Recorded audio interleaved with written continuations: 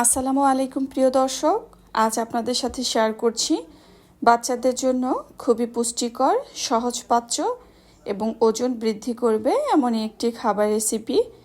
প্রিয় দর্শক, এই খাবারটা যে কোনো বয়সের বাচ্চারা খুবই মজা করে খাবে এবং 7 মাস বয়স থেকে আপনি যে কোনো বয়সের বাচ্চাকে কিন্তু এই খাবারটি খাওয়াতে পারেন। এই খাবারটা রান্না করার জন্য এখানে আমি নিয়েছি গ্রেট করে রাখা গাজর এবং সেই সাথে দিয়ে দিয়েছি পেঁপে এবং এখানে সাথে রয়েছে মিষ্টি আলু।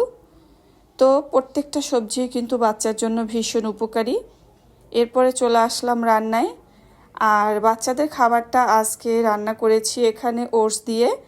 আমি এখানে রোলড ওটস ব্যবহার করেছি। আপনারা চাইলে বাচ্চার যে কোনো ওটস দিয়ে খাবারটা রান্না করে নিতে পারেন। তো এখানে আমি আমার বাচ্চার জন্য পরিমাণ মতো ওটস দিয়ে দিয়েছি।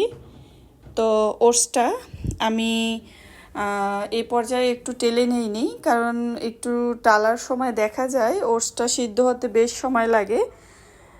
তো যাই হোক, এর পর্যায়ে কিন্তু আমি সরাসরি পানি দিয়ে দিয়েছি। আর যে সকল বাচ্চারা গরুর দুধ খায় তাদের ক্ষেত্রে গরুর দুধটা ব্যবহার করতে পারেন। আর যে সকল বাচ্চারা ফর্মুলা দুধ খায় রান্নার শেষে খাবারের সাথে মিশিয়ে দিলেই হয়ে যাবে। এরপরে ওটসটা যখন একটু সিদ্ধ হয়ে আসছে, এরপরে এখানে আমি গ্রেট করে রাখা সর্বপ্রথম দিয়ে দিয়েছি পেঁপে। আর পেঁপেটা বাচ্চা স্বাস্থ্যের জন্য ভীষণ উপকারী। বিশেষ করে ছোট বাচ্চাদের যখন বিভিন্ন রকমের খাবার তৈরি করে খাওয়ানো হয় তখন তাদের দেখা যায় গ্যাসের মতো অনেক সমস্যা হয়। তো গ্যাস থেকেই মূলত বাচ্চার বমি হয় বা কষা পায়খানা হয়। এই জন্য এখানে আমি পেঁপের ব্যবহারটা করেছি। পেঁপে বাচ্চার যেমন পেট ঠান্ডা রাখবে, গ্যাসের সমস্যা দূর করবে, পাশাপাশি বাচ্চার কষা পায়খানাও কিন্তু চলে যাবে।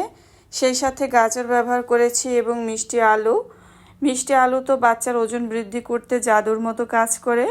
তাছাড়া মিষ্টি আলুর অনেক উপকারিতা রয়েছে। অবশ্যই বাচ্চার যে খাবার তৈরি করা হয় চেষ্টা করবেন বাচ্চাকে মিষ্টি আলু খাওয়ানোর।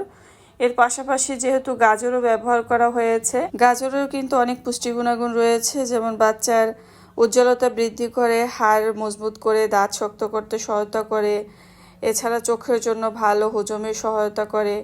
তো অনেক উপকার রয়েছে। তো আমি কিন্তু এখানে আরও পানি দিয়ে তারপরে রান্নাটা করে নিচ্ছি, কারণ এমনভাবে রান্না করতে হবে রান্না যেন প্রপার সিদ্ধ হয়ে যায়। এখানে আমি সামান্য পরিমাণ লবণ ব্যবহার করেছি স্বাদের জন্য।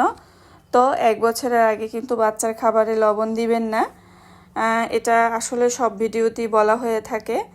তো যাই হোক, এর পর্যায়ে কিন্তু এখানে মিষ্টি স্বাদের জন্য আমি কোনো তাল মিষ্টি ব্যবহার করিনি, কারণ এখানে যেহেতু ন্যাচারাল মিষ্টি রয়েছে, যেহেতু আমি যে পেঁপেটা ব্যবহার করেছি সেটাও একটু মিষ্টি ছিল।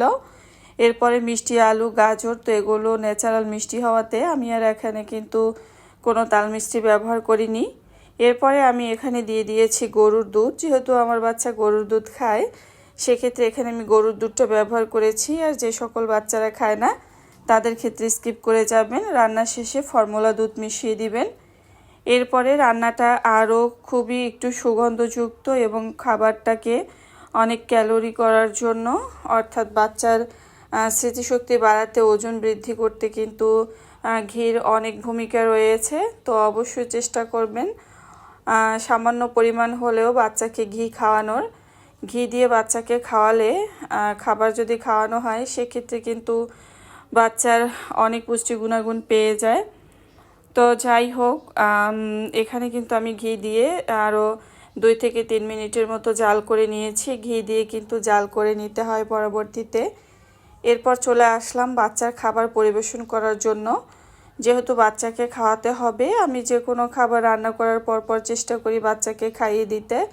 আর অবশ্যই বাচ্চাকে যে কোনো খাবার খাওয়ালে একেবারে অতিরিক্ত গরম বা ঠান্ডা করে খাওয়াবেন না। উষ্ণ কুসুম যে গরম থাকা অবস্থায় বাচ্চাকে খাইয়ে দিবেন। এটা যেমন বাচ্চারা মজা করে খায়, তাছাড়া বাচ্চার স্বাস্থ্যের জন্য ভীষণ উপকারী। প্রিয় দর্শক, অবশ্যই আশা করি ভিডিওটি আপনাদের অনেক উপকৃত হবেন, বিশেষ করে বেবির মায়েদের জন্য। তো এই তো আমার তৈরি হয়ে গিয়েছে বাচ্চাদের জন্য খুবই পুষ্টিকর এবং সহজপাচ্য, ওজন বৃদ্ধিকারী এমনই একটি খাবার রেসিপি। আর এই খাবারটা কিন্তু 6 মাস প্লাস বাচ্চাদের জন্য, অর্থাৎ 6 মাস শেষ হয়ে যখন 7 মাস শুরু হবে তখন থেকেই কিন্তু বাচ্চাকে খাওয়াতে পারবেন। এতক্ষণ সাথে থাকার জন্য অসংখ্য ধন্যবাদ। আল্লাহ হাফেজ। আসসালামু আলাইকুম।